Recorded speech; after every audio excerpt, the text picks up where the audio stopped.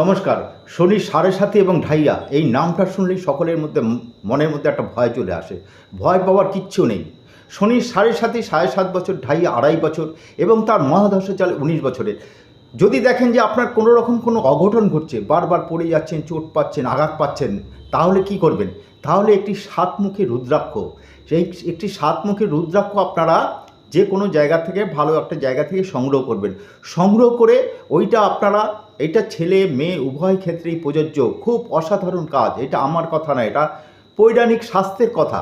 সুতরাং একটি সাতমুখী রুদ্রাক্ষকে আপনারা গলায় ধারণ করতে পারেন। গলায় ধারণ করে খুব ভালো কাজ পাওয়া যায়। কিংবা ছেলেরা ডান হাতে, মেয়েরা বাঁ হাতে কিংবা কোমরেও ধারণ করা যায়। প্রয়োজন অনুযায়ী এটি আপনারা ধারণ করুন। দেখুন কত সুন্দর আশাতীত রেজাল্ট পাবেন, যা আপনারা নিজেরাও কল্পনা করতে পারবেন না। সুতরাং একবার ব্যবহার করে দেখুন, ভালো থাকবেন, এইটুকু বলতে পারি। সকলেই ভালো থাকুন।